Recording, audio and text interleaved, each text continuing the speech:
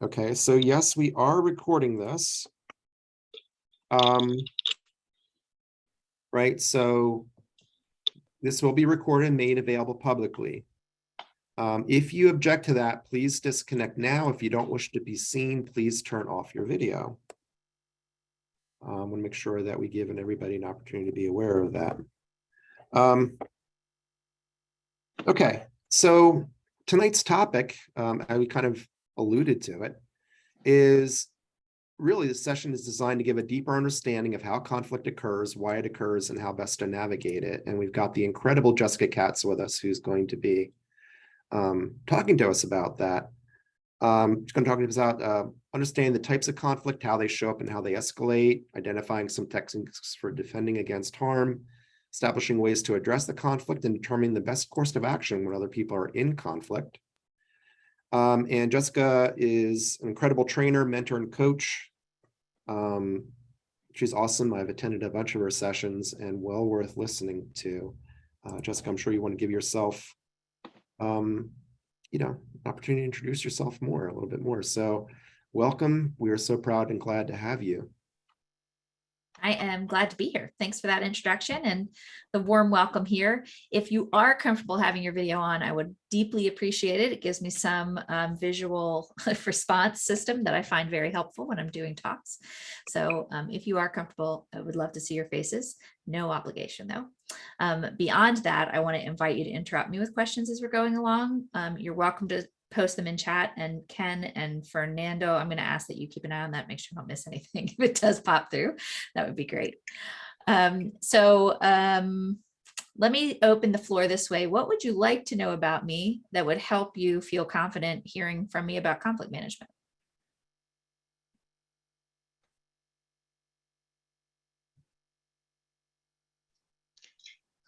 Can we just ask questions like that? Answer a question like that? One thing I would like to know is, what do you do about passive aggressive people who are extremely polite? They're very generous in how they discuss things with you, and they absolutely will not respond. Okay, that's an important question. We'll get to that.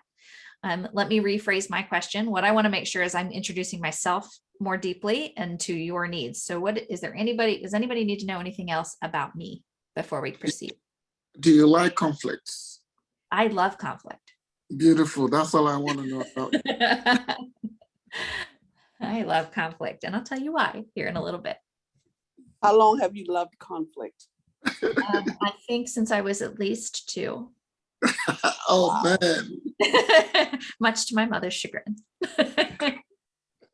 Do you think you can teach people that are more passive to be great at conflict resolution and management?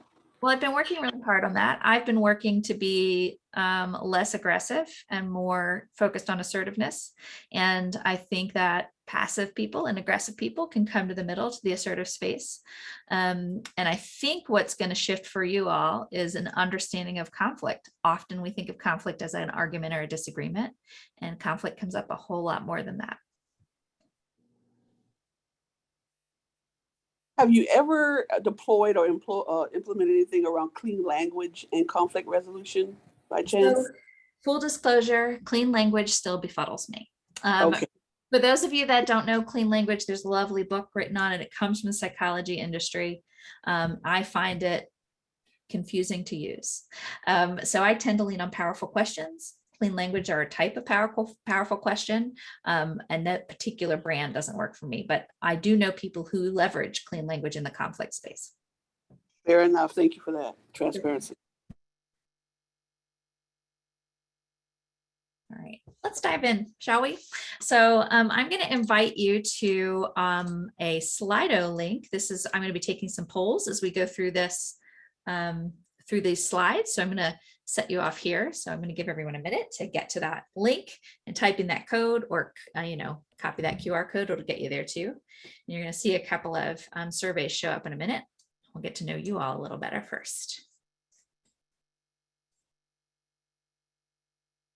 Ken has added that to the Slack, or to the chat as well. Thank you. All right, I'm going to move to the first question. You should see this change on your slide. There's our first question.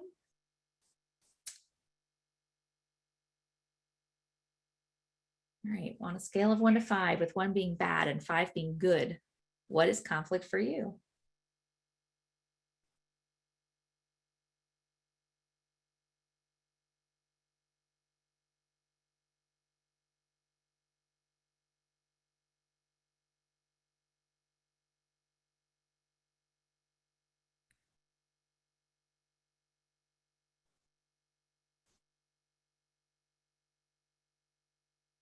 All right, so it looks like we're kind of in the middle here. It's neither bad nor good. It's just right. So we've got the Goldilocks moment in this one. A few people really love it, a few people really hate it. Right, so that's where we are there. Let's take a look at our next question. This should just change right on the Slido page. Some of this data is filled in from the last time I did this talk, so you're getting some compilation going on here. On a scale of 1 to 5, 1 being hurtful and 5 being helpful, what is conflict for you?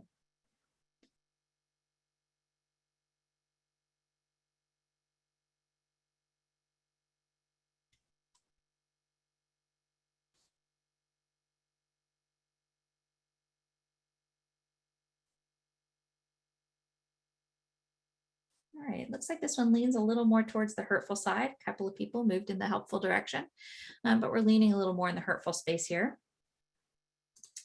Last question, on a scale of 1 to 5, with 1 being unwelcome and 5 being welcome, what is conflict for you?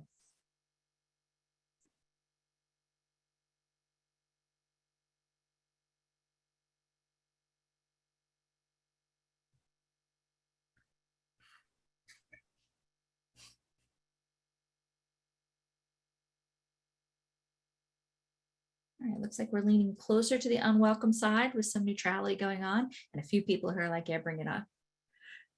All right, that sounds about right. All right, so let's take a look at what conflict is by the experts. So these 2 books are 2 books I would recommend reading if you're trying to get more comfortable with conflict. And I'm going to pause and let you consume this rather than read it to you. And my question to you is, what are you noticing about conflict?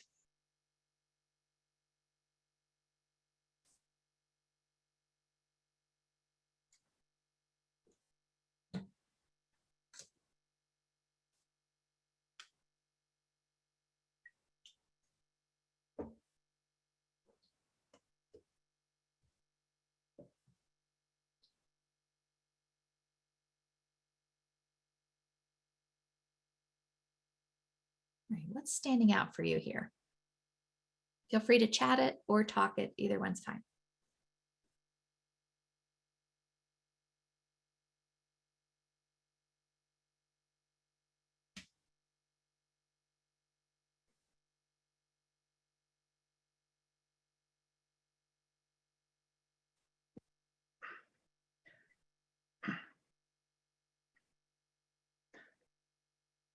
Go ahead, Chris. Yeah, I personally think, it has even worked. Every time there is a disagreement in a process, or, like I run a lot of brainstorming sessions, and, there is always conflict. People, bring their expertise, and I don't want that one to go as a disappointment. The best thing it works is the whiteboard session. Put everything in a pictorial view and let it speak for itself. So the best outcome comes from there.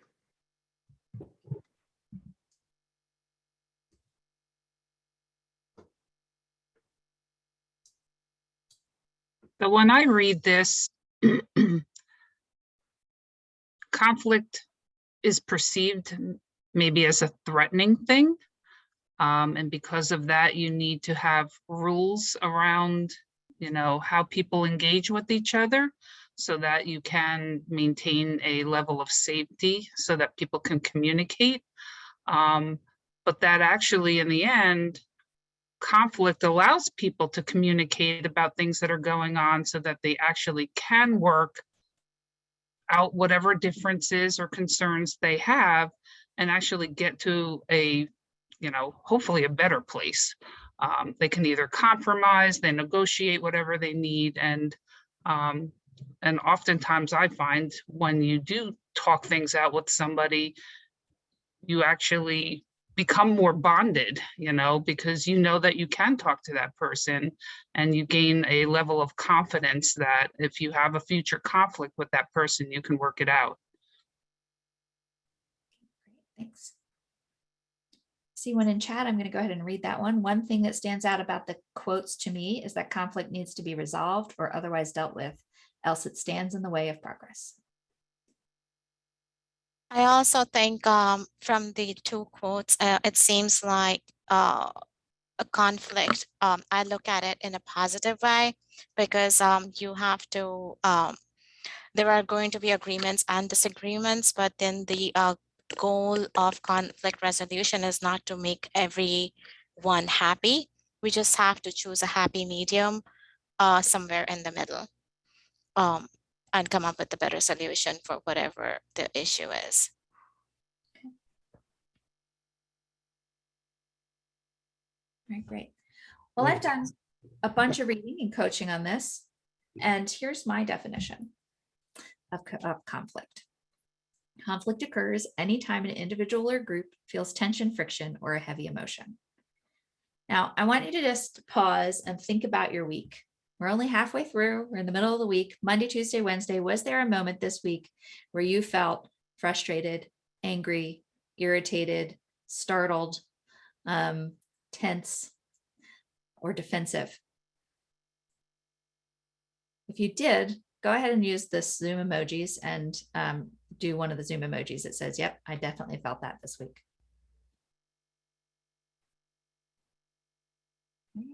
Seeing some check marks and thumbs ups. Nice choice, Teresa. All right. How many people thought of those moments as conflict?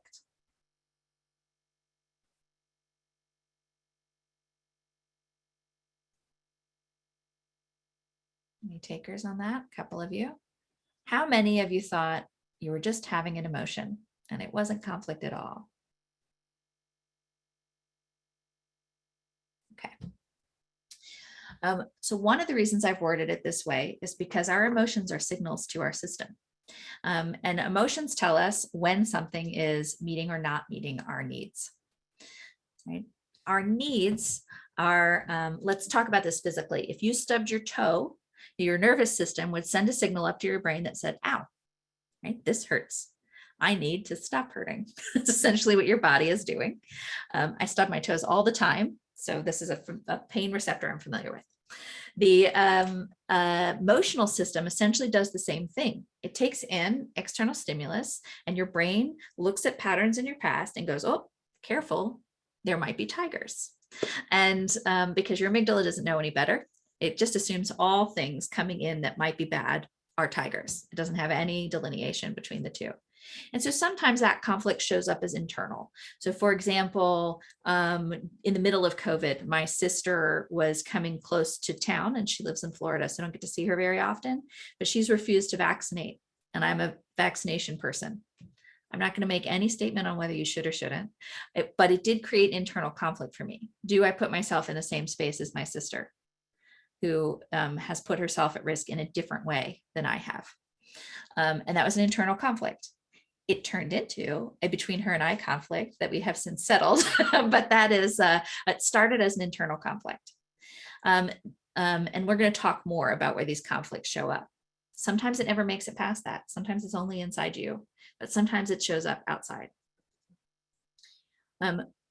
When we work through conflict, we do get some really great results.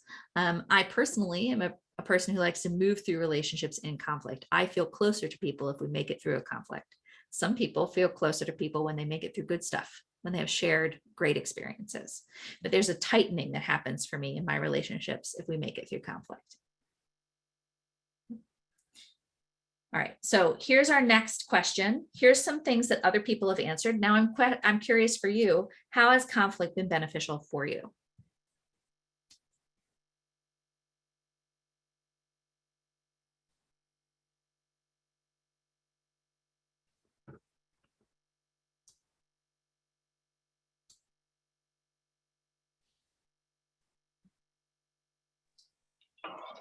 One beneficial in my point of view, is to put our ideas in perspective. Because if I silence my thoughts, I don't have I don't give the people to know how I'm thinking about, and maybe change their perspective to another good or better direction, maybe. Great, thank you, Danielle. I'm seeing some other things pop up here. Okay. Right, so there's some real good benefits that come out of conflict. I saw, leads to truth and honesty down there, gets communication out, helps for self-reflection and growth, helps make boundaries clear, helps to see other perspectives. It can break you out of your own echo chamber, as it were. It's just some really fantastic benefits here. Let's talk about what the data has shown us. So generally speaking, what we get when we have conflict is we get more informed solutions, improved behavioral norms, improved relationships, and improved confidence. The data has even shown that if you're really good at emotional intelligence and conflict resolution, you can see an increase in your salary, up to $20,000 a year, I think, if I'm remembering correctly. Okay. What is coming to mind when you think about these ideas?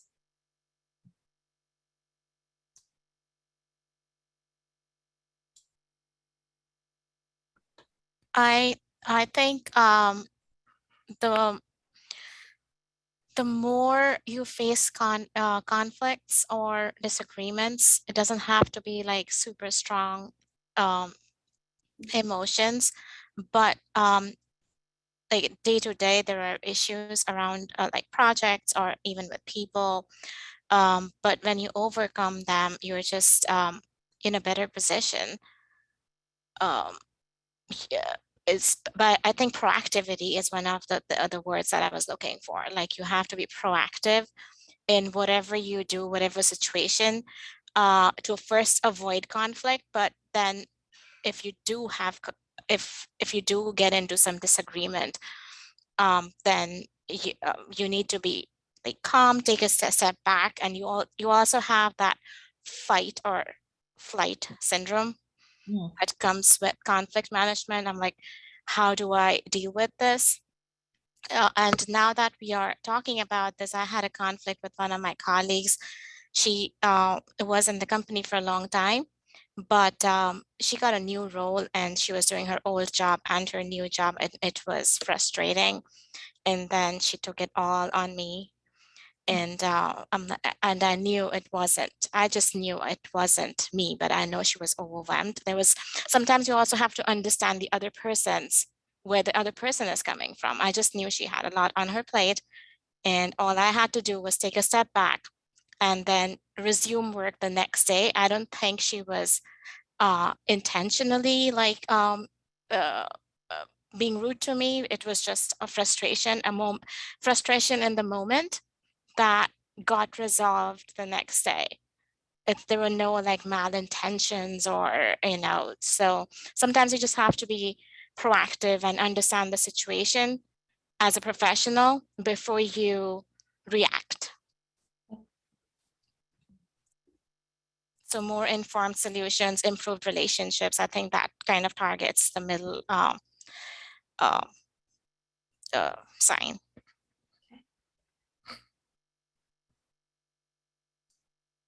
All right, so I mentioned that conflict can happen inside you. That is the intrapersonal. I'm going to get these words wrong the entire rest of this presentation, okay? Just so everyone knows, that's going to get messed up the entire rest of this presentation. But intrapersonal, it's internal and individual. This is the like, do I speak up or not speak up? That's all in you. That's the, I don't know how to, do I wear a mask, do I not wear a mask? That's in you, right? That's all you. That's intrapersonal. Interpersonal occurs between two individuals. So if you have a conflict with somebody else, you're having the conversation and there's a conflict moment, now you're in an interpersonal moment. Intra-group occurs within a group. So if you have a conflict happening inside your team, that would be intra-group. And inter-group happens between two groups. So that's where two teams might be disagreeing about a forward action or what's happening in a system. What are you learning as a result of thinking of conflict in these different models, in these different spaces?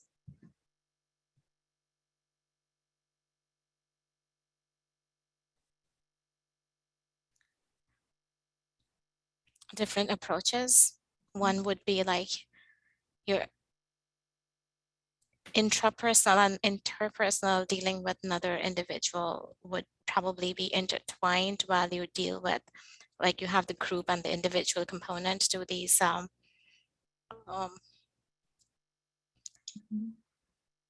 yeah.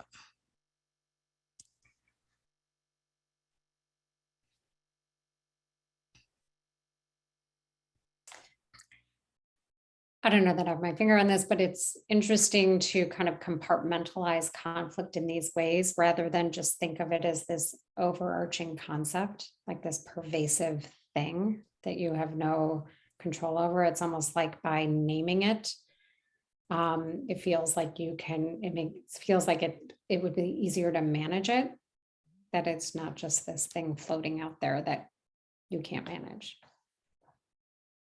Yes, I don't know if any of you all have, I know some of you are project managers in here, but I have a project management background. Being able to compartmentalize a thing helps me tremendously.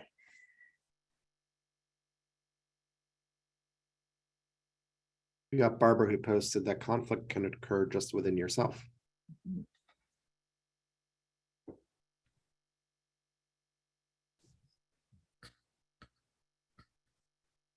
Okay, here's how conflict shows up. And I saw some of your questions about avoiding and stonewalling and accommodating. This is an adaptation of a model that's out there that you might see frequently. And I found that the way it's designed didn't really speak what I wanted to speak. So here's my derivative model. The left-hand side, so you'll notice the spectrums. If you're down in the corner, everybody loses. So the closer you are to this point, everyone loses. The further away you go, everybody wins. What you see on the bottom is essentially your collaborative tendencies, right? Uncooperative, compliant to cooperative. And then on the left, we see passive, aggressive, negotiated, and assertive. Right, so that's the sort of style that's in that space. The bottom left, avoiding and stonewalling, is just that. I'm not going to have this conversation. I'm out. Right. I probably did that when I had the conflict. Yeah. And it's okay to stonewall or avoid for a little bit, but we don't actually resolve the conflict unless we come back and have it. Okay. So avoiding and stonewalling long-term and forever, that's unhealthy. You lose, I lose. What happens when you avoid and stonewalling is A, the conflict never gets resolved for you, and B, the other person doesn't ever get to heal what might have broken. Right. When we look at accommodating, they're like, well, whatever you want to do. That's sort of the accommodating space. I'm gonna go with the flow. What I have seen in folks who are accommodators is they go with the flow, but it still irritates them. And the irritation builds up and eventually they explode. And it's an unpleasant experience to be on the receiving end of an explosion you didn't know was causing a problem. Right. So that's the I lose, the accommodator loses, and you lose some too, because down the line you're going to get a volcano. Right. The competing, they win a little. They tend to bully or push or aggressively go after winning. They're in the winning state.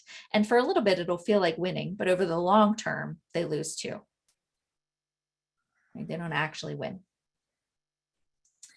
Then we have compromise. It's floating around, not quite at the far reaches of winning, because compromise, we both lose a little and we both win a little. Everybody walks away equally unhappy. Is kind of how you can think about compromise. And it's a useful backup technique if you can't get to collaboration. Collaboration, I win, you win. So it would be the kind of question where you have two conflicting viewpoints and you say, how could we do both? That's really what we're talking about in collaboration. How do we both get what we want out of this scenario?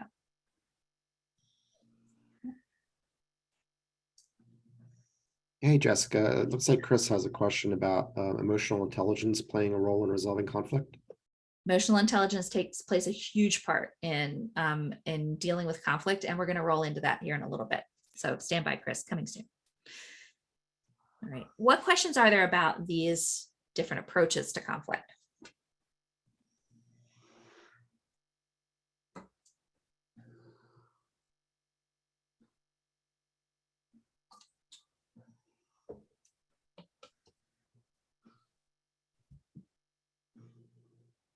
Can you describe a little bit more about the distinction between collaboration and compromise? So if anybody in here is a contractor, you're going to experience this more than most. So if you work for a big contracting firm and you go in and you do work for a client whose work ultimately goes to their customers, you'll see this the most, where they're the contracting organization would like to be able to give their employees a 35-hour week instead of a 40-hour week, because they also have things inside their company that the employee needs to do. And the company that's hiring that contractor is like, no, I want your people for 40 hours a week, which we all know is false anyway. That doesn't really happen.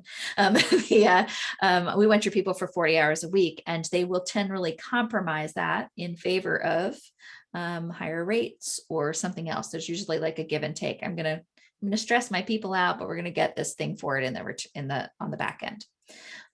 That's really what compromise is. I'm going to let go of this thing I wanted so that you can get the thing you want, and I get something else that I valued more, right? That's essentially how that goes. Where collaboration goes, what if we could deliver your product in 35 hours a week so we don't burn our people out? You get the product as expected, we don't burn our people out. That would be collaboration.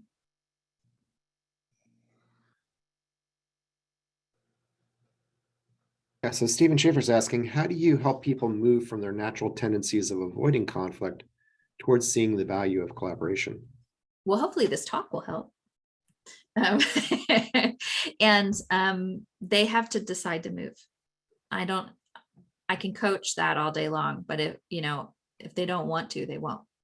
And a lot of times that these things down here on the bottom have a tendency to creep in when there's a lack of psychological safety. So in an organization where team members aren't speaking, why are they not speaking? Is it really because they're avoiders, or is it because the environment has retribution and it's not safe to speak up?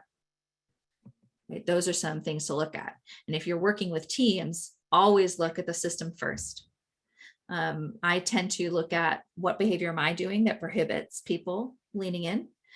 What behavior is the organization doing that prohibits people leaning in? And then finally, what's existing for the person that's prohibiting them from leaning in?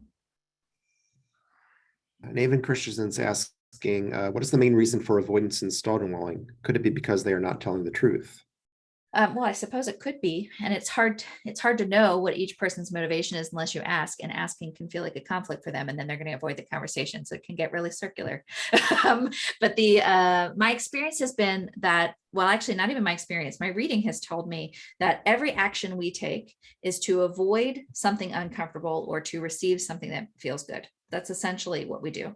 Our brain does the math and it goes, oh, it would be easier to avoid this pain than strive for this good outcome. And so people who avoid or stonewall or accommodate or compete, they're trying to avoid a negative result typically, as opposed to doing the hard work to get to a positive for everybody.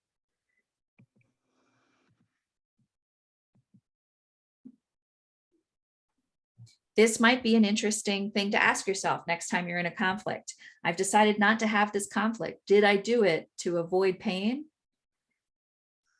And talk to yourself about what that pain is that you think might happen.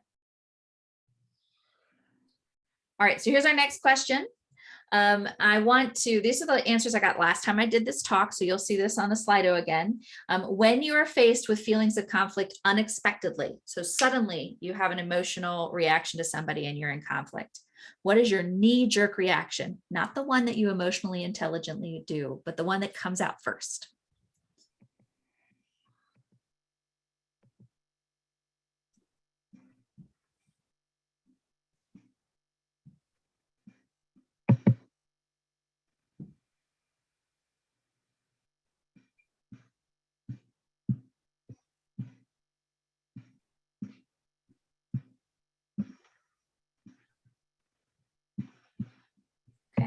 like we're leaning towards the avoiding stonewalling and accommodating zone.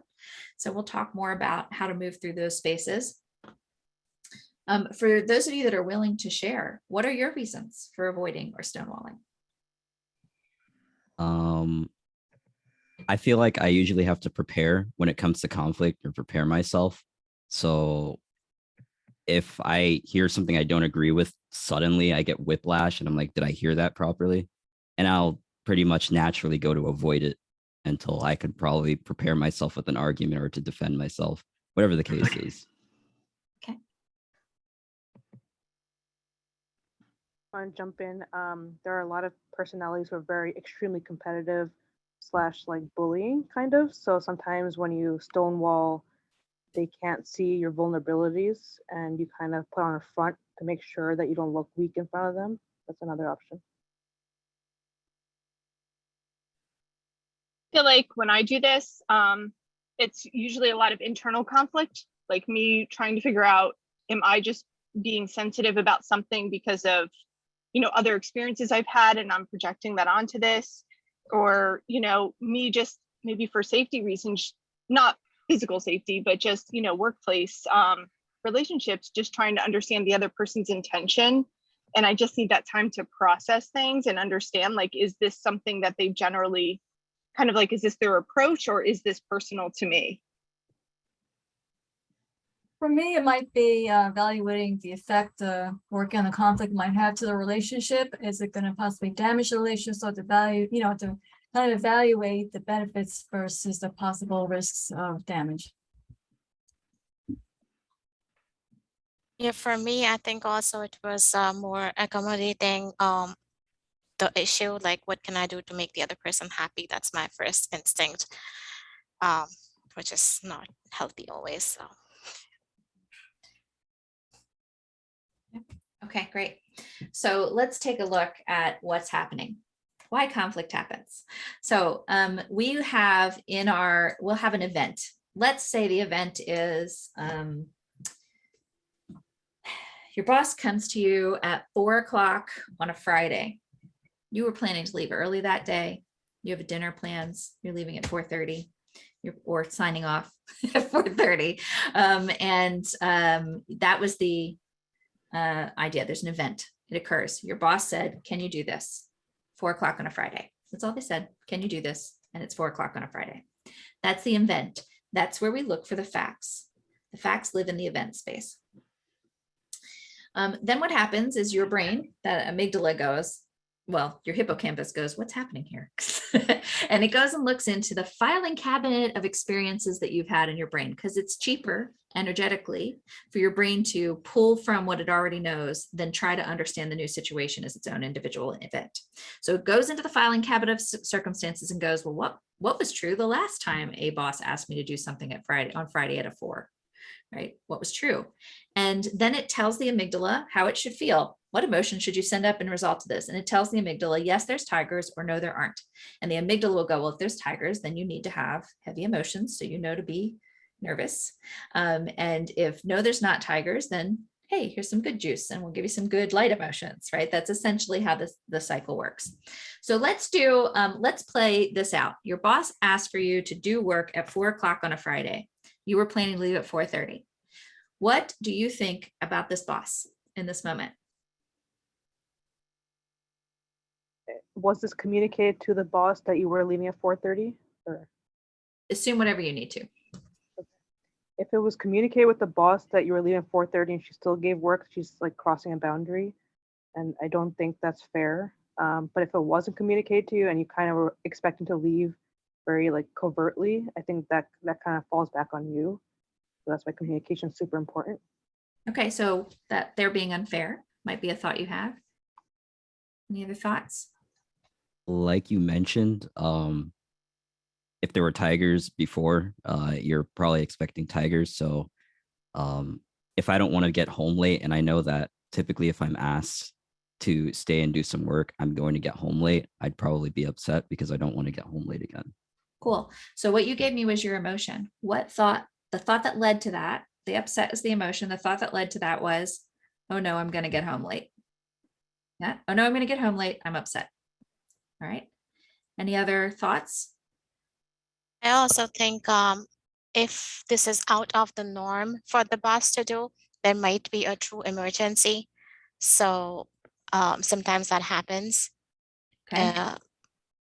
It might be an emergency. Yep. Yeah, Gita stole my thoughts. Oh. That's what exactly. I actually had that last week, Chris. So I Okay. no, I was up at 11:30 putting All out right. fires, as they call it. So like Yeah, I would reason out, why that person, why boss that needed, happens. how Yeah. important it is, so otherwise, I would start thinking that way in the other way. So Eva posted, I would need to set boundaries unless it's very important work to be done. Eva, you skipped right ahead to action.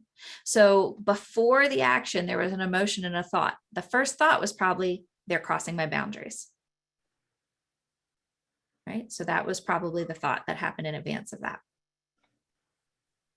All right, so you can see our meaning making machines can make all kinds of meaning out of this. And all I told you is, can you do this piece of work? And they sent it to you at 4 o'clock on a Friday, and you were planning to leave at 4:30. You had 3 facts and made up a whole host of stories. Aren't our brains great? Right? They love to do that. And then you're probably going to have some emotions. We heard one of them was upset. And anybody else have an emotion that you felt?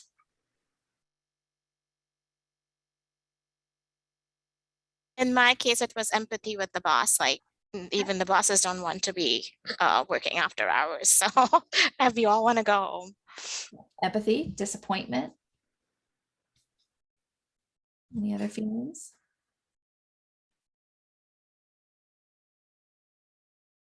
Annoyed.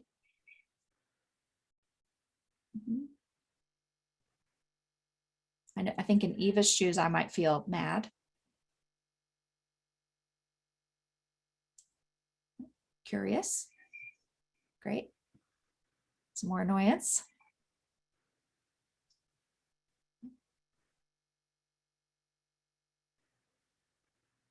Okay. And then we choose to take action. Now we've had a thought and emotion that may not even be, we may not even realize we had it. There was a thought, there was an emotion, and we're taking action. Our brain is moved to action very quickly. This happens in milliseconds. And you'll notice it spells T. So we're going to talk about that in just a minute.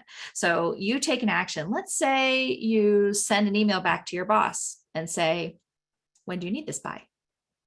That might be one action you take. You might send an email back to your boss and say, didn't you remember I was going to leave at 4:30 today? You might ignore the request and not do it. Right? Those are all actions that you're taking. And what you've just done is served your boss your tea. And they have a new event that's occurred. They received an email from you that said, when do you need this by? Or they didn't get any response from you. And they're going to have a thought and an emotion, and then they're going to take action and going to serve you tea back. And so we serve each other tea all day long, rooted in these two things, the thoughts and emotions that we don't talk about.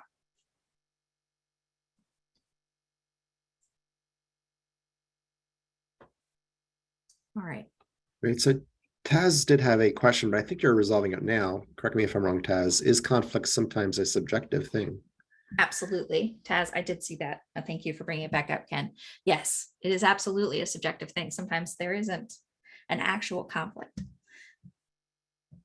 Right? Sometimes we're making up a story about it.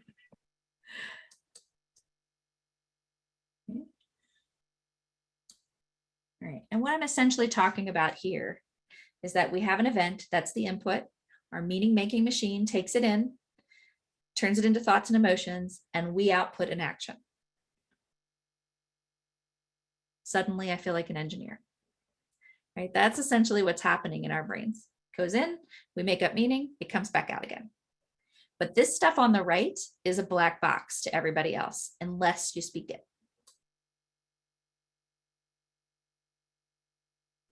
All right.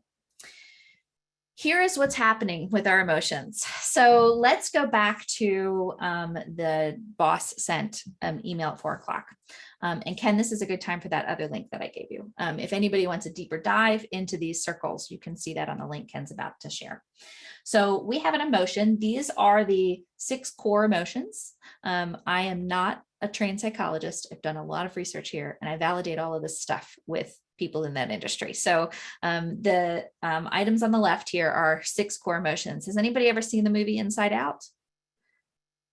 Got some Yes. head- Yeah, they consulted with the psychology industry, and what you will see here are the core emotions that they dealt with there. The only one they didn't put in was surprise. So you've got joy and sadness, fear, disgust, and anger. And surprise they did not put in the movie. I don't know why, but that one didn't end up in the movie. If you go to the link Ken showed you, you can also see more detailed and complex emotions coming out from these 6. So that's the idea around these emotions. These are the emotions that show up. What they're telling us is about needs that weren't met.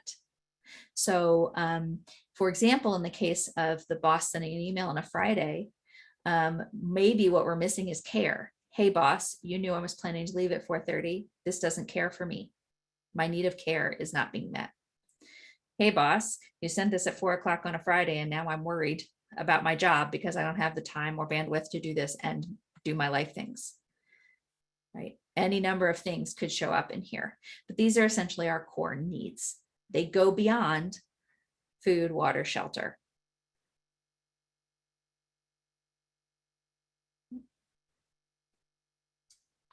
Jessica, I had a question for you. Like, I know we talk about these emotions and needs. Now, is there like a time frame? You know, sometimes when you get a news, you're kind of like in denial, and then your reactions come out and the emotions.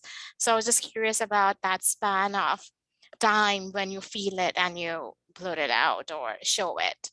Yeah, I'm going to go back a slide. 2 slides. So in this cycle, the best thing you can do for yourself, if you're still working on emotional intelligence, is to take a pause before you act. Oh, I'm noticing a thing rising up in me.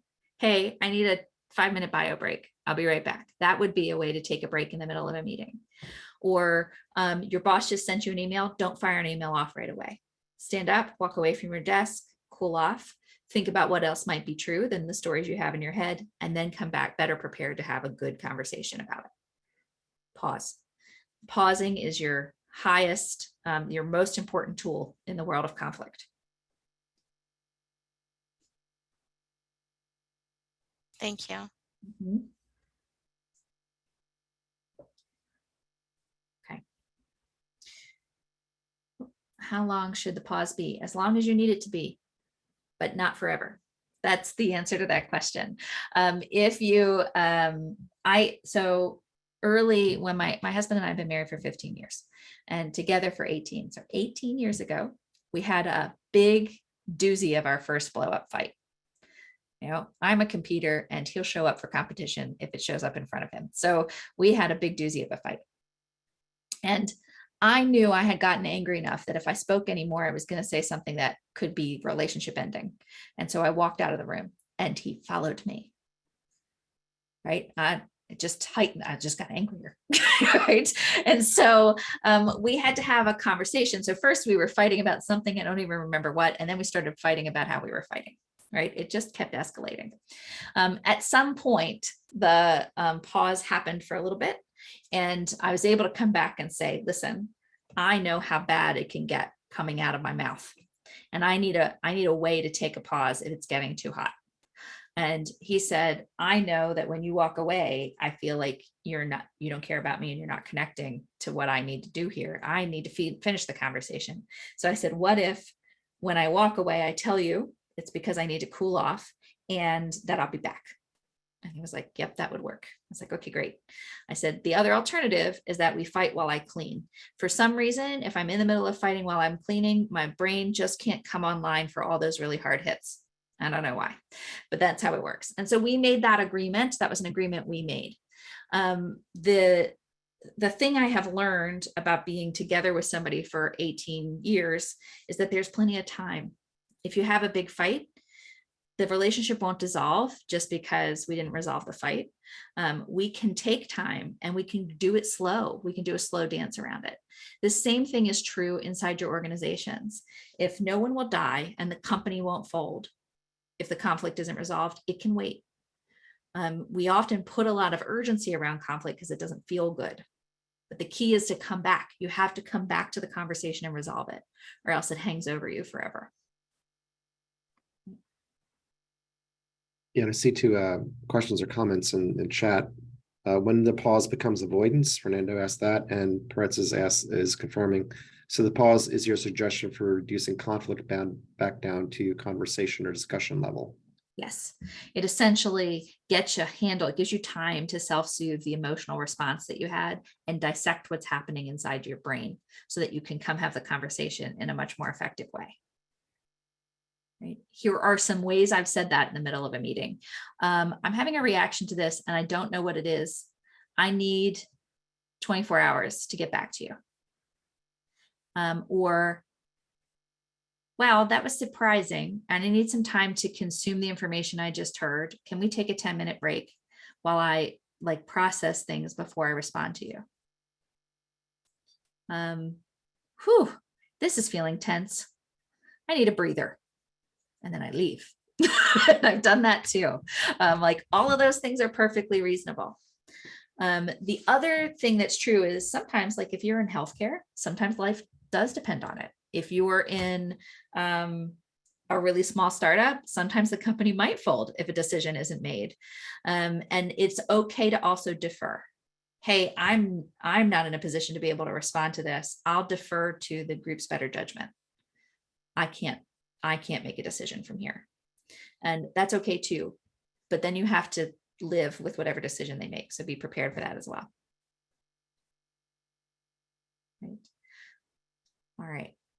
Yeah, enough pause just to get yourself in order. That's the idea. I do find this, this model, you can actually write this in your journal, thoughts, emotions, actions, or whatever you use to write on. Events, so you want your facts, thoughts, emotions, actions, and you can actually write down all the things and you'll start to find how many times you think your thoughts are facts. And you can start dissecting those, and that can help a lot too.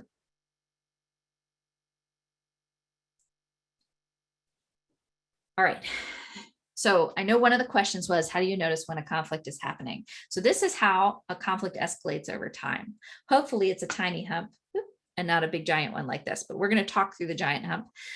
So there's a latent or potential conflict. Essentially, anytime somebody starts to lose their sense of safety or choice, you're going to run into the potentiality for conflict. I no longer feel safe. My amygdala gets active. We get the fight, flight, freeze, or fawn reactions happen. Choice has been removed from me. Now I'm upset about it, right? The boundaries have been crossed, that kind of space. That could fall into safety depending on how you define it, but I wanted to pull it out separately. So we know that a potential conflict could occur. Anybody ever been in an organization where there was a reorg? Yeah. How much conflict showed up after the reorg? A ton of conflict, right? We knew coming in, we're going to do a reorg. We definitely have potential conflict coming. So we have this opportunity. Conflict emerges. Somebody feels tense or has a heavy emotion, right? Happens. Conflict escalation, we're moving up the chain. Now we're going to escalate into the space of actually arguing. If we don't stay, so down here, we still have the opportunity to keep it at conversation and not disagreement. Once we move into conflict escalation, it becomes more intense. We start to move into disagreement. And we're going to talk about what that looks like. No, we're going to talk about it right now. So when you move past here, we've moved past solving problems together, and we've moved into anything from I'm fighting to protect myself to I'm getting people to my cause to all out war, right? That's essentially what happens. If we don't bring it back down to conversation from the conflict escalation, we end up in harm or stalemate, right? Stalemate is just big stonewalling, and harm is when we actually cause harm to another human. Hopefully we get past it and we get to de-escalate. And when we move into de-escalation and dispute settlement, we've moved back into conversation. But often the only thing you can do if it got this big and you get down here, all you've got is compromise.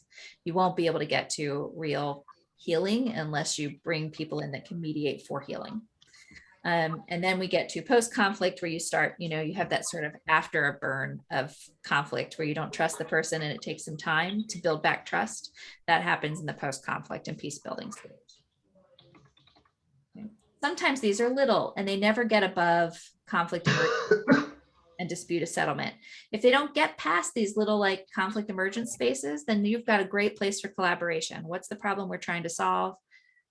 Let's see if we can solve both perspectives together. Let's see if we can get to shared understanding. You're in that space.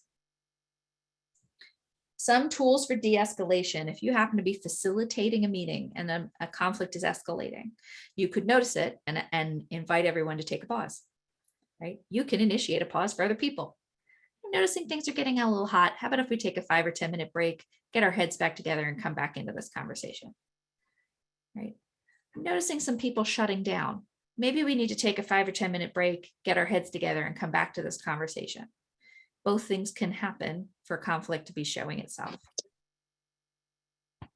Another thing you can do as somebody is in a facilitated event where conflict is occurring, let's say Ken and Fernando, you're at the top of my screen, so you're getting picked on. Let's say Ken and Fernando are having a disagreement. If I'm facilitating, I can interrupt it. Hey, can I get you guys to pause for a second? And I can go, hey, Ken, tell me your perspective. What is it that you're trying to say? Now, if it was starting to escalate, Fernando might have a hard time waiting. So you just need to reassure Fernando. I'm going to get to you in a second. Let me get Ken's perspective. And you write it down. We have all these virtual whiteboard tools down, but you write it down so they can actually see their words coming out in print. And then you can check, did I get it right? Did I hear you? And what you're responding to for humans is humans really want to be heard and seen. And often what's happening in conflict is people don't feel heard. So we're going to start by hearing them. Did I hear you right? What problem is it that you think we're solving? Right? Those are really important questions. And then you go, okay, thanks, Ken. Fernando, let's do the same thing. Tell me your perspective and you write it down. Did I get that right? What problem is it you think we're solving? Sometimes what you'll find out is they were solving 2 different problems and that's why they were arguing. Sometimes you'll find that they were trying to solve the same problem, but they're coming at it from 2 different perspectives. So that can be a tool just to make sure they feel heard. And the act of being heard can in fact de-escalate the conflict. Another really useful tool I like to use is the love it for 5 minutes approach. This is very useful if you've got a bunch of computers in the room. The love it for 5 minutes, Ken and Fernando are having an argument again. And I'll go, okay, Ken, tell me everything you love about Fernando's idea. And he's got to really love it. No buts, no, well, I like this, but none of that, only I likes. Tell me what you love about his idea for 5 minutes. Okay, thanks, Ken. Fernando, now you tell me everything you like about Ken's idea for 5 minutes. Often this softens and creates empathy for the other perspective. And then you can pull out the things that you like best about both ideas. All right, what questions are there here? I have one. Okay. What if there's a long history of toxic conflict between the 2 people? How do you address that?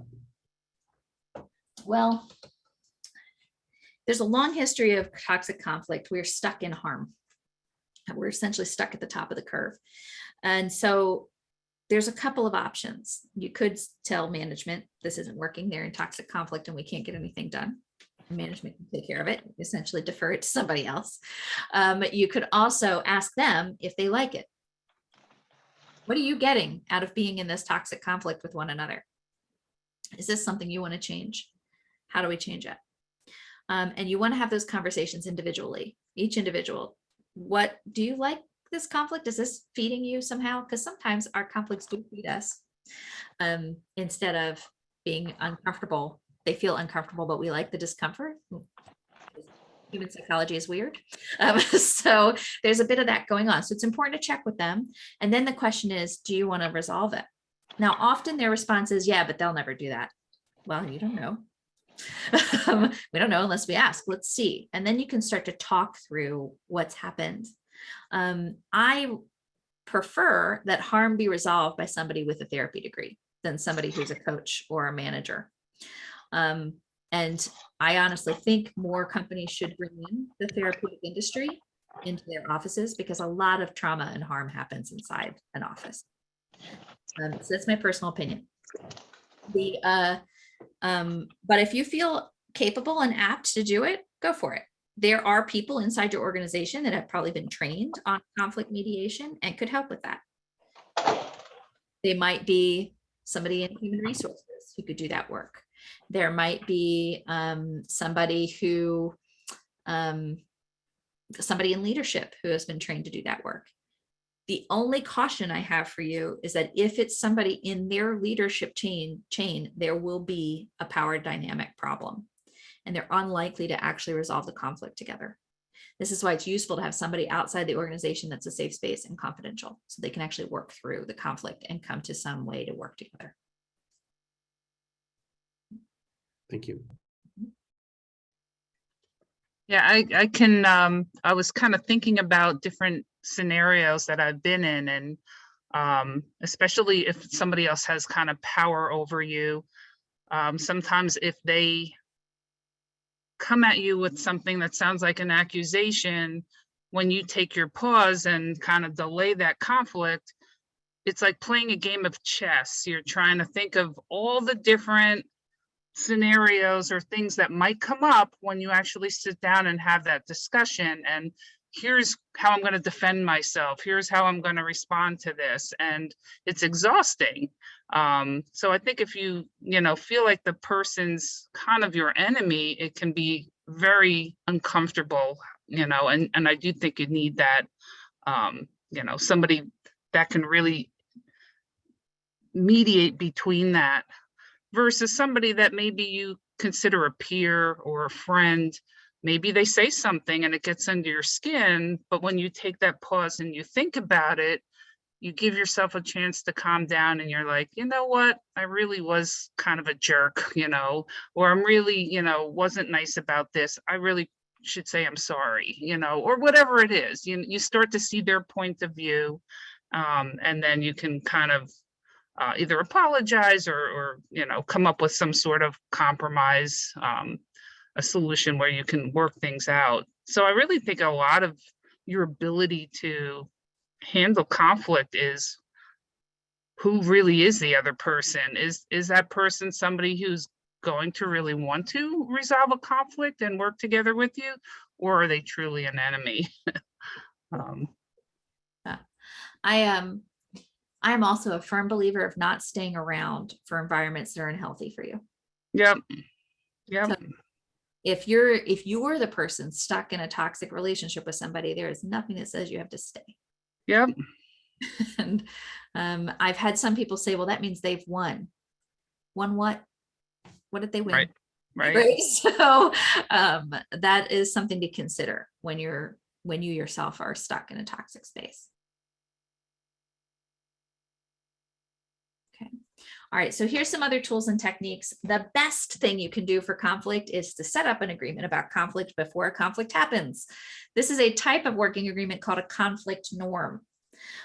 So a conflict norm might look like, I have the right to ask for time when presented with new information.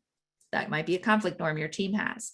I have a right to ask to do my own research before I make a decision. That would be a good conflict norm. If you're interrupting me, I have the right to stop you, right? Those kinds of things are conflict norms. And it doesn't always have to be in the I have a right to language. It could just be, this is how we're going to behave. But conflict norms essentially are there so that we know how to behave once conflict has occurred. Right? While we're not in conflict, this is essentially like a team prenup. Right? This is what we do if things go messy. Okay. It's useful to learn and educate yourself and others on EQ and conflict skills. If you're in a large organization, they probably have some learning around this already. But if you're not, it's useful to go learn some on your own. If you are personally conflict averse, getting really comfortable with conflict language and practicing it in places that you feel safer can help in your work environment as well. And you want to increase your awareness of unconscious biases. For example, I was 40 before I realized that I also was suffering from all the challenges women face in the workforce. I was 40 before I realized it. That was only 6 years ago. That was a big wake-up call for me, but it meant because I didn't realize it, I was also propagating it and I was contributing it to it. So there's an opportunity there for me to break down that unconscious bias and not create more conflict for others.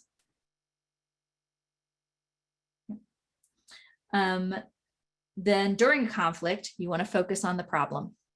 It's problem over people here. What is the problem we're trying to solve? Okay, first. All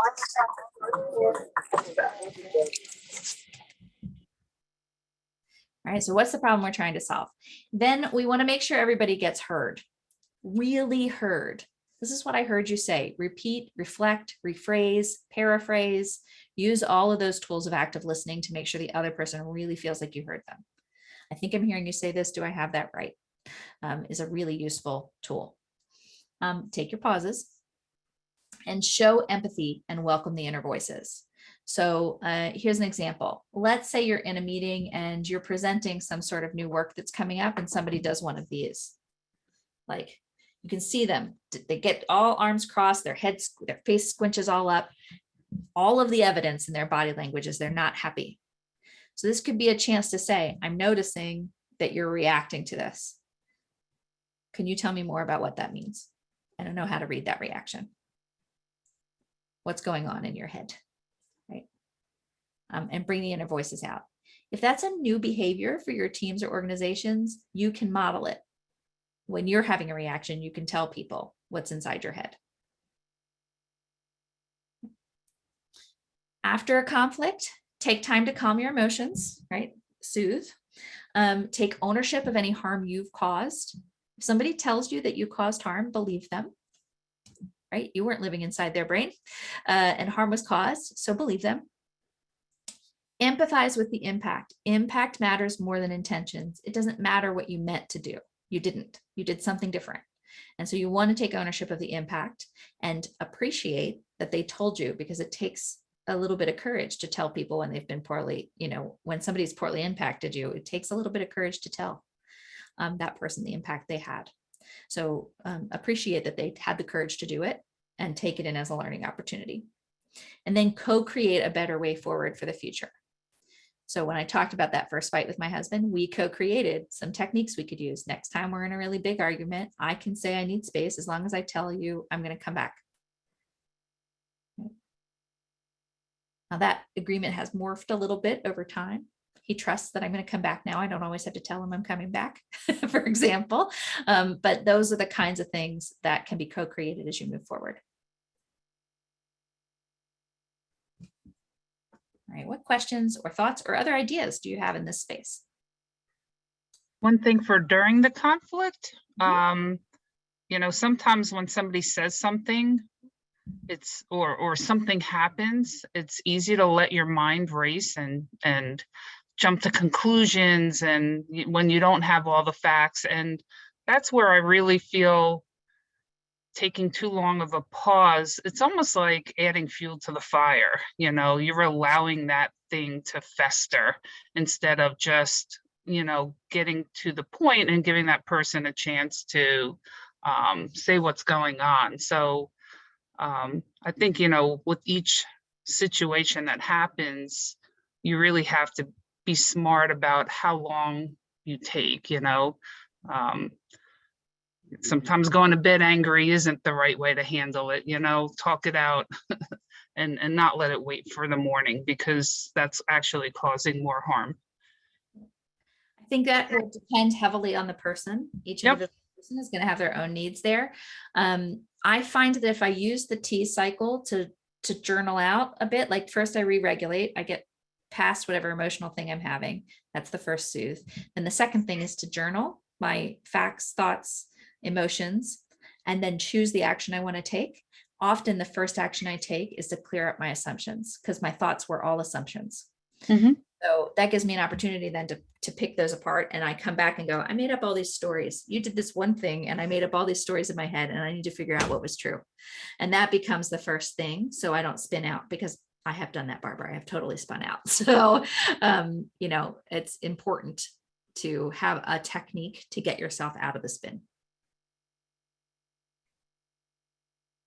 I think part of it also is just being willing to come to it with some curiosity, the conflict itself, right? And encouraging that. And it's not always easy to do, especially when you're in high emotions. But, you know, is there a way that you can turn it into a question rather than an assumption about what's going on? Absolutely. So maybe an assumption we made up about that boss who gave us work at 4 o'clock on a Friday was they forgot that I was leaving at 4:30, right? So now I have an assumption, and my question is going to be, hey, when did you need this by? I want to remind you that I was planning to leave at 4:30, and I'm afraid I won't have time to do it. Did you have a specific deadline in mind? And then I can start to have a conversation. I A, remind them, and B, get to have a conversation about their expectations around the work they've given me.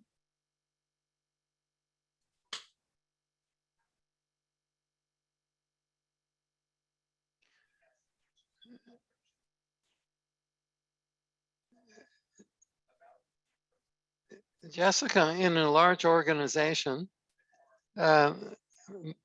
many people have certain roles to play.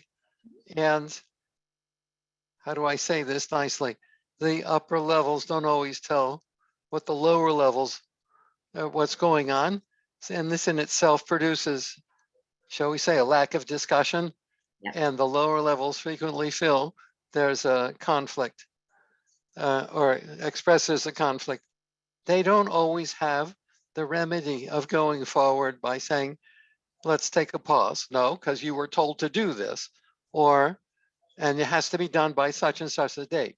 Yeah, but last week you agreed I could have 2 weeks to do it, and now you have to tell me I have to do it tomorrow.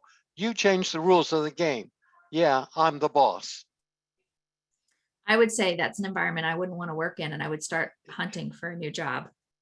That is how I would respond to that conflict. But That's not immediate either, even in today's not world. immediate. So you have to do what you've got to do to survive the situation you're in. But that is how I would handle that situation. If it was really the boss was consistently not hearing me and not responding to my needs. Hopefully, maybe this is happens sometimes, but isn't consistent. You might say something like, okay, I'm just going to get this one done. After this is done, I'd like to have a conversation with you about expectations going forward. And you can then have the conflict later. So you get the work out of the way and then come back to, this isn't working for me. How do we work better together? I have used that with bosses before, and they're usually pretty responsive to it. They're not urgently waiting for you to do the work. You've already done it. So that's no longer an issue for them. And now you have an opportunity to negotiate your working agreements with your boss. All of those working agreements are negotiable. I see you, Chris. Hang on a second. I also see Godwin's hand up. So I want to make sure I respond in order. All right. So Godwin. Thank you. I muted you, Godwin. There was a little background noise. So just heads up, you're up. Okay, I'm sorry. Let me get back inside. So, just like Chris, with Chris, I have a little situation like I was saying earlier. I have a director who hired a delivery manager, and from day one, he knew she was more a command and control freak, and she was actually more of the problem the team is having because she constantly have this day one, we won situation, fight over story pointing. Every time she pitches the dev team against the product owner. So today it kind of accumulated to a situation where the tech lead and one of the team members went ahead and just assigned themselves a story, and the PO was a little mad about it. And she started telling me, oh, that was what the director asked them to do. And I'm like, well, the director is not the product owner. And I'm like, the product owner is the one speaking to stakeholders. And initially, just to give you, I was brought into this team just because there's a whole lot of conflict. And all I tried to do was just to make sure for her to understand that there is no I in the team. You cannot pitch this person against this person. This whole team belongs to the same team. You are part of the team. The product owner is part of the team. The dev team is part of the team. So today, I kept trying to tell her that no matter what anybody have given you, the product owner still has the last say of what story comes into this frame. And so in between me talking, she kept butting in, and I'm trying. So at one point I said, can you let me finish my thoughts? Then you can say what you want to say. It's really disrespectful when someone is trying to speak every time you butt in. You know what she did? She left the meeting. And the next thing, she went to her boss and complained because I said the product owner shouldn't send an email to teams. Like, okay, you don't need an email to choose a story. Ping her, call her on the phone like, okay, product owner, we're done with our work. What do you think? Should we take this job? Should we take this one? Or should we take that one? So instead of the guy, every time you tell him something about her, I think for her it's more like a buyer's remorse, like I hired a bad employee. Instead of him to take care of the problem, he points to the person bringing out the problem as the problem. So I don't know. I'm at my low ebb with them, and I feel like I should tell my boss I don't want to handle that anymore because I'm done. I've done everything that I can do. So I don't know. Okay, was there a question in there, Godwin? Yes. What do you think for me? What I made up my mind today was I'm just going to come in and just watch and not say anything again because it seems she thrives in conflict. Because since her boss doesn't want to do anything about it, who am I to call her to order? So I don't know. I've decided that I'm just going to be watching. Okay, sounds like it's gotten to a stalemate. Yeah. What do we do when we're at stalemates? Do you remember?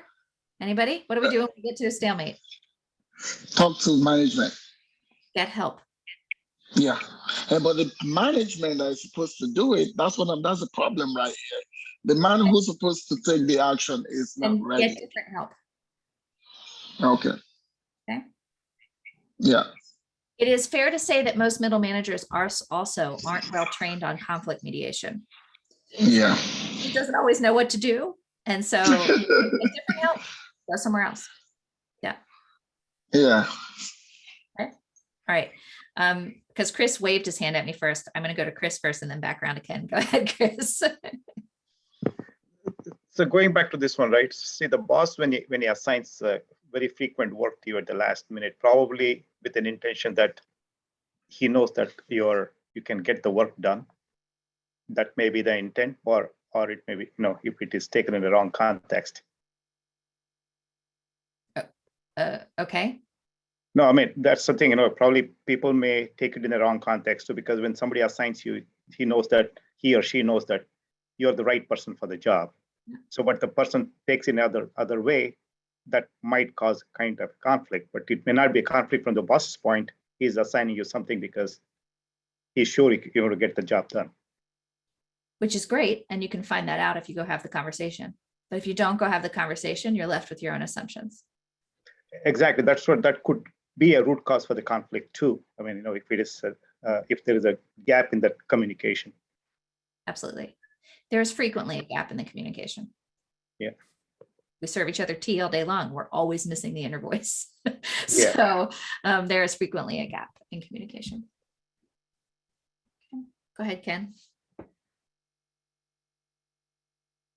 You're on mute. What I'm thinking about is, situations where the leaders aren't necessarily, because that happens a lot, is managers and leaders aren't necessarily aware of the impact that they have.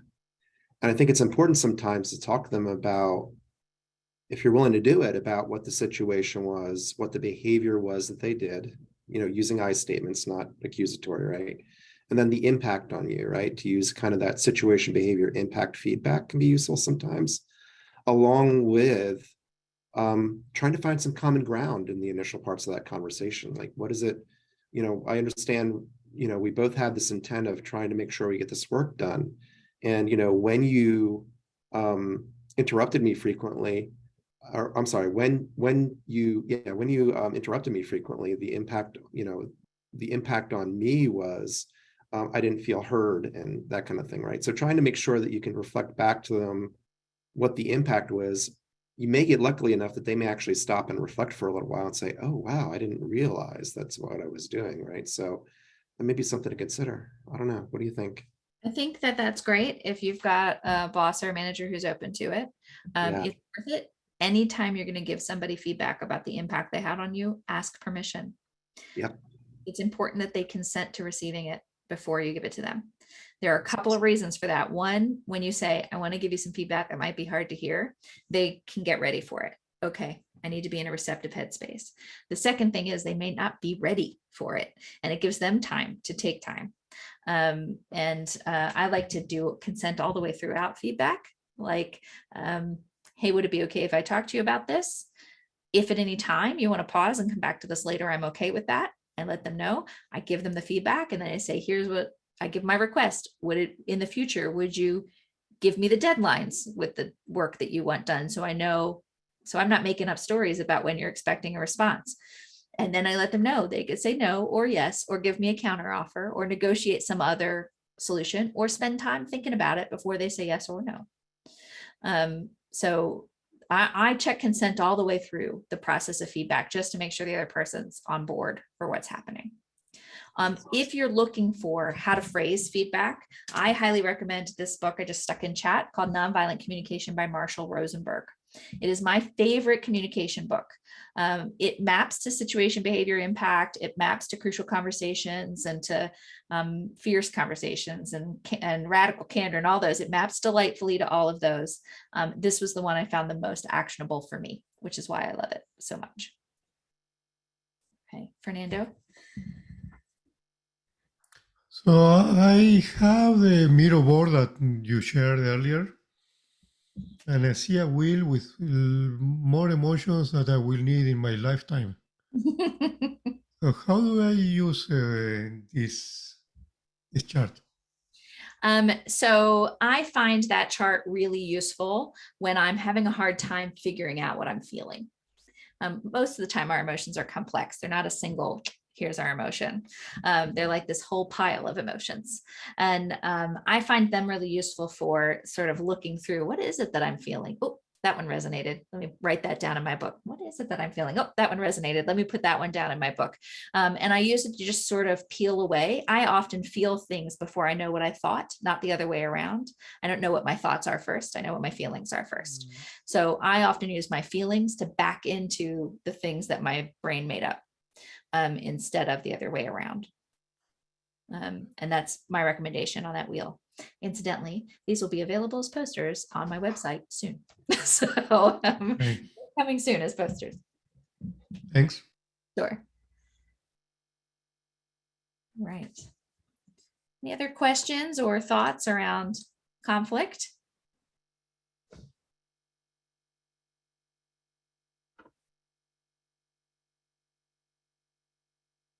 All right, you might have seen a new Slido pop up. Give me just a second, I'll share my screen.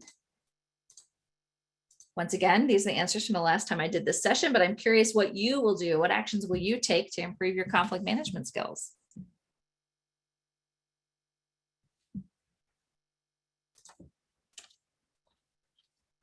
I see Ken's post in here about Atlas of the Heart. That's a Brene Brown book. I say everything Brene Brown is awesome.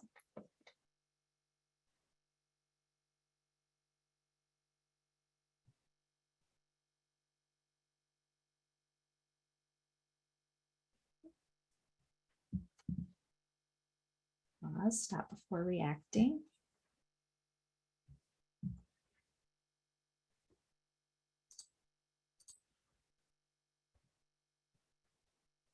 Okay,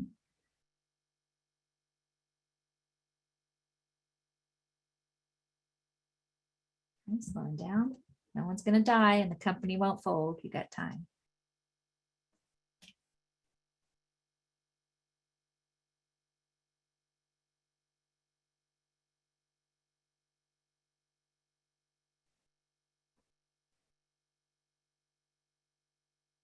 See some folks typing, so I'm going to wait while this pops through. While we're waiting, Stefan, what is that human-sized thing in your background? Sorry, it's a stormtrooper, but it has a I'm a Sixers fan.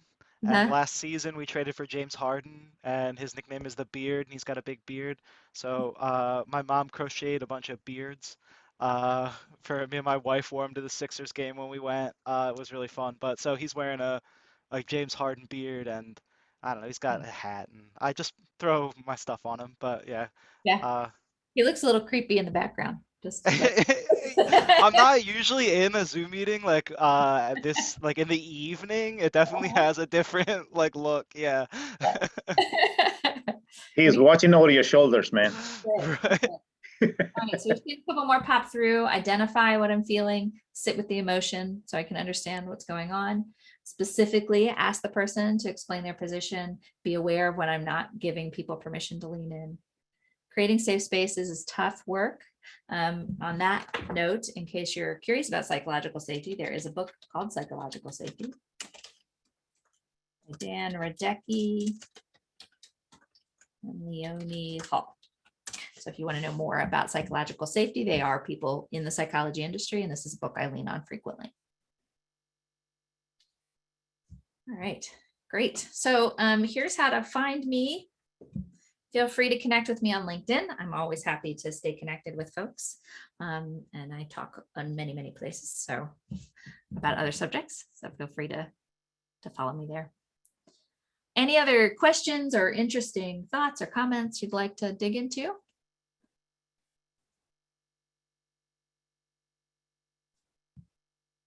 I just thought this was a really good discussion. Thank you for that lovely presentation, Jessica. It was very helpful. Yeah, thanks, Jessica, from my side. I also nice. I've also put 3 more books around conflict in this. Okay, yeah. I'm a stupidly avid reader, so if you ever need a book for something, please ask. I've got you one. So is this chat going to be available for available later as a resource? Right after on YouTube. Well, Okay, thank you. May not necessarily be right after, but it will eventually. Especially our the chat recording. with all these resources that I wasn't really capturing. It would be nice to If Yeah. you have So that. eventually we're going to get the recording up on YouTube. My suggestion for the chat is Zoom will allow you right now to save the chat if you click on the ... to the right of the smiley face under chat. Yeah, save chat. Yeah, If you wish it's to right do there. it, go ahead and click on the ... and save that chat if you wish to have it. Okay. Thank you. That was helpful. No worries, no worries. What other questions are there or comments?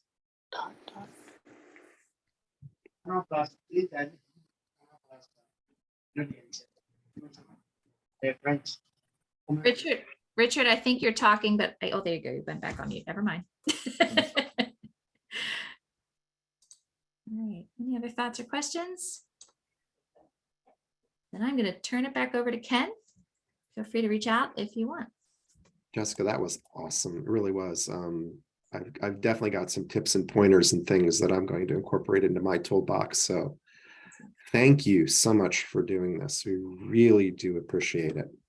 It was my pleasure.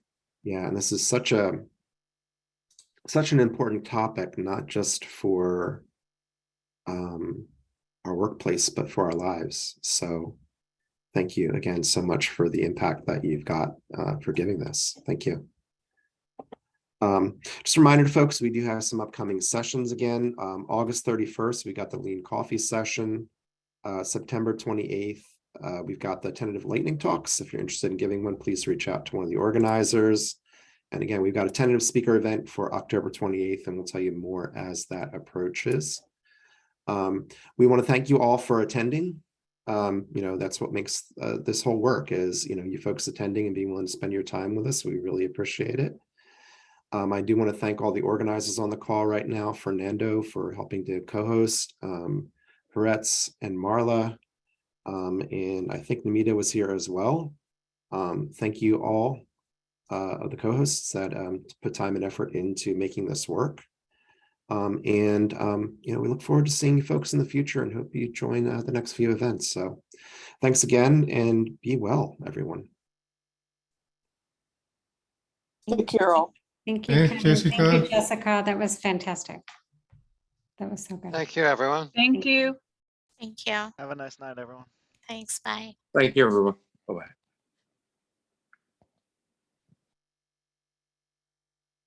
Ken, if you'll let me know when it's up on YouTube, I'll. Hey, Ken, see you. See you next meet. Okay, thanks, Chris. Yeah, Thank you. yeah, we'll do that. Usually Namita is the one who handles that because I am just in YouTube incompetent. So Yeah, if you'll let me know when Video. it's up, that would be great. Just send me the link for it and I'll put it in my portfolio of talks. no worries, absolutely. And again, thank you so much for doing this. Any feedback do you have from us about how the session went or things that we could have improved? No, it was great. I thought it was great.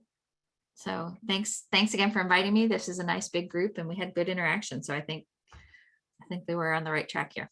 Yeah, Yeah. thanks so much. Yeah, if there's anybody else you know who think would be a good speaker who might want to tap, reach out to us as well. Well, I know so many. Yeah, I know. So if you'll send me some topics you're interested in, it'll probably help refine my recommendations. We're pretty open in terms of topics. I think it's more availability, and we, for the speaker events, what I try to do is curate, right? With lightning talks, we curate less because we're trying to build community and capability and build leadership through the lightning talks. Like there's a higher purpose behind that in terms of building community capability. But I try to curate the speaker events just to raise the general level of communication and everything. So if there's speakers that you've enjoyed in the past, that you think you're going to do something with this, we'd love to hear from you. Bob Galen would be. Yeah, we're just talking about him. I think Fernando, you were going to reach out to Bob. Yeah. Yeah, he's pretty amazing. I And sent an email to him a couple hours ago. Kevin Callahan or William, they do a talk together, William Stridham. Oh, yeah, William. Okay. Yeah, those are people I would recommend. I've had them talk at our meetup before. I know William. So yep. Cool. Awesome. Thank you so much again, Jessica. No problem. Have a great evening. Yeah, you as well. Be well. Bye-bye. Take care.